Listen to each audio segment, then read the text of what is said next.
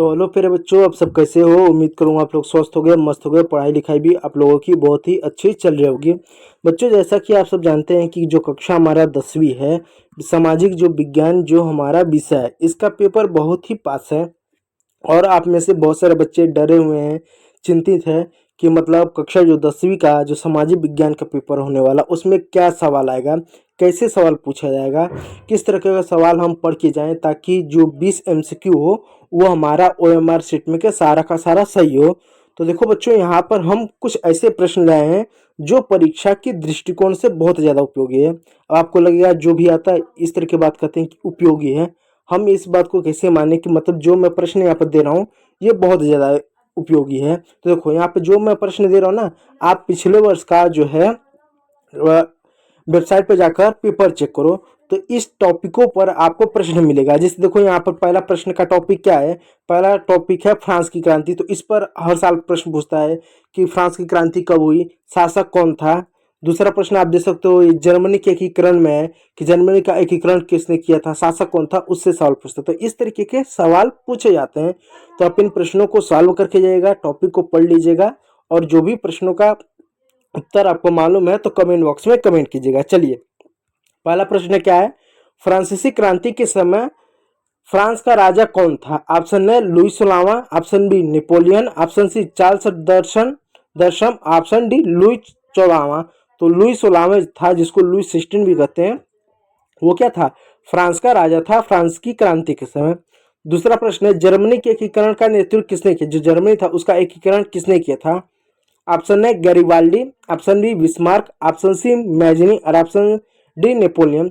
तो बिस्मार्क नाम का एक व्यक्ति था जिसने क्या किया था, जर्मन के एकीकरण का नेतृत्व किया था।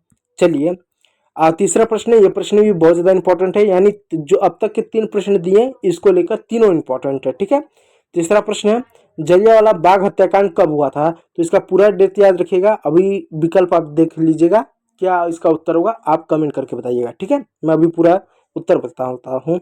पहला प्रश्न, ये तीसरा प्रश्न है जलियांवाला बाग हत्याकांड कब हुआ। पहला विकल्प है वर्ष 1905, दूसरा विकल्प है ऑप्शन बी 1919, ऑप्शन सी 1922 और ऑप्शन डी 1930। इसका सही उत्तर है ऑप्शन बी, यानी 13 अप्रैल वर्ष 1919 में क्या जलियांवाला बाग हत्याकांड हुआ था। ठीक है, देखो उस समय से जलियांवाला बाग हत्याकांड हुआ था, तो इस तरह से दीवारों की इतनी सारी गोलियां तक लोग चलाए, मतलब लोग दीवार कूद के अगर उस जगह से जा रहे थे तो जलना डालने दीवारों के ऊपर तक गोलियां चलवाई थी ताकि कोई जिंदा ना बच सके, इतना क्रूर था। चलिए अगला देखिएगा।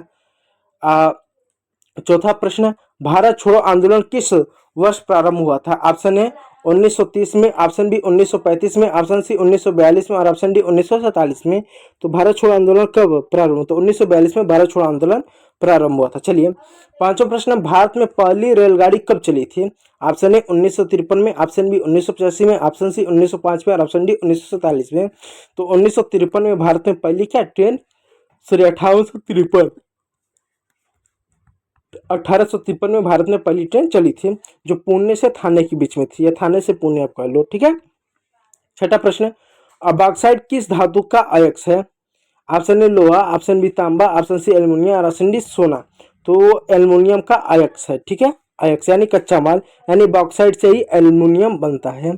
चलिए, भारत में सबसे अधिक क्षेत्र में कौन सी फसल बोई जाती है, यानी भारत जो हमारा देश है, ये अपना भारत जो है सबसे ज्यादा पूरे भारत में कौन सी फसल बोई जाती है। हमारा भारत देश मान लो ऐसा है, ये थोड़ा सा कट जा रहा है इधर, इसको कर लो। ठीक है, तो हमारा पूरे जो भारत देश है, इस भारत देश में सबसे ज्यादा कौन सी फसल बोई जाती है। तो ऑप्शन ए चावल, ऑप्शन बी गेहूं, ऑप्शन सी मक्का, ऑप्शन डी कपास।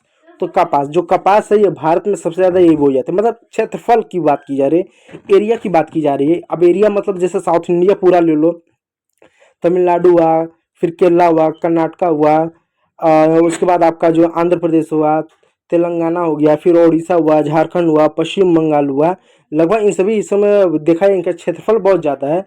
इन बड़े हिस्सों में चावल बोया जाता है। कुछ उत्तर प्रदेश के हिस्सों में भी आप देख लो, बिहार के क्षेत्र में भी आपको चावल की रोपाई आपको देखने को मिलेगी।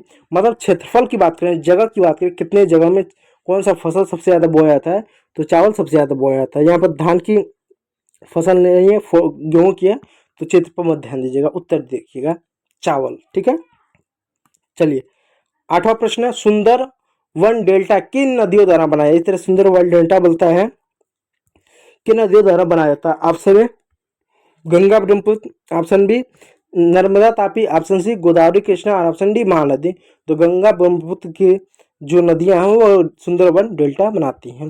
9वां प्रश्न, भारत का सर्वोच्च न्यायालय कहाँ स्थित है। Option A Mumbai, option B New Delhi, option C Kolkata और ऑप्शन डी चेन्नई।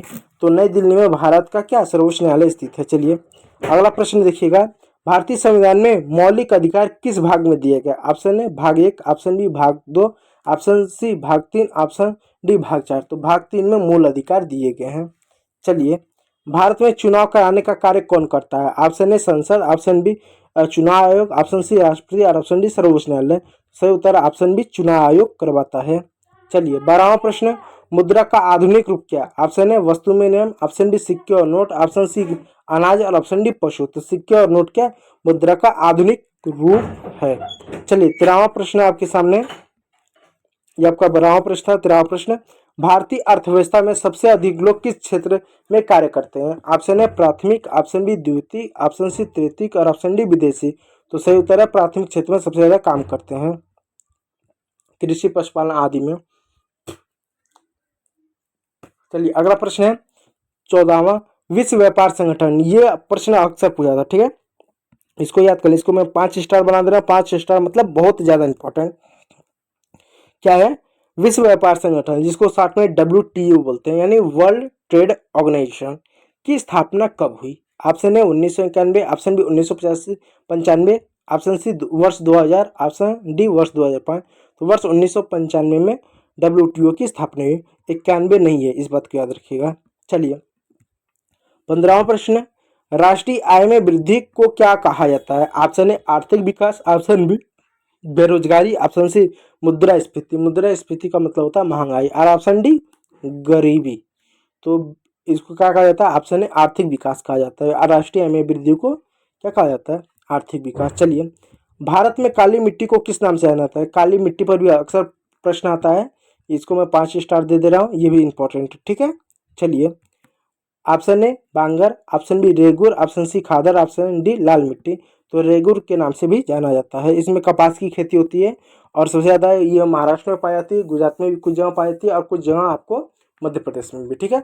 इसको काली कपासी मृदा भी कहा जाता है, कपास की खेती के लिए बहुत उपयोग होता है, इसको रेगुर नाम से भी जाना जाता है। चलिए लोकतंत्र में सरकार किसके प्रति जवाबदेही होती है। 17वां प्रश्न, लोकतंत्र में सरकार किसके प्रति जवाब देते हो। ऑप्शन ए सेना, ऑप्शन बी जनता, ऑप्शन सी उद्योगपति और ऑप्शन डी न्यायालय। तो प्यारे बच्चों इसका सही उत्तर है जनता के प्रति जवाबदेही होती है, ऑप्शन बी सही उत्तर है। चलिए 18वां प्रश्न, राजनीतिक दल का चुनाव चिन्ह कौन प्रदान करता है, यानी जो राजनीतिक दल होता है उनका चुनाव चिन्ह कौन प्रदान करता है। ऑप्शन ए संसद, ऑप्शन बी चुनाव आयोग, ऑप्शन सी राष्ट्रपति और ऑप्शन डी प्रधानमंत्री। तो प्यारे बच्चों इसका सही उत्तर है चुनाव आयोग प्रदान करता है। चलिए अगला प्रश्न है, ऋण की औपचारिक व्यवस्था का उदाहरण क्या। ऑप्शन है साहूकार, option B bank, option C मित्र, ऑप्शन डी व्यापारी। तो इसका प्यारे बच्चों इसका सही उत्तर है बैंक। चलिए अगला प्रश्न आप देखिएगा, भारत में लोकतंत्र की शक्ति किसके पास होती है, सर्वोच्च शक्ति किसके पास होती है।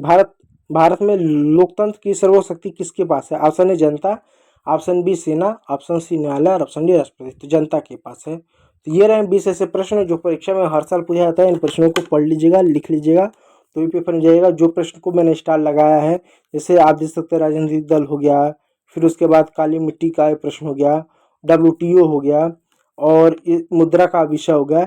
इन प्रश्नों पर हर साल प्रश्न पूछता है, तो इनको पढ़ के ही जाइएगा। तो आज के इस वीडियो में इतना ही। वीडियो को देखने के लिए बहुत बहुत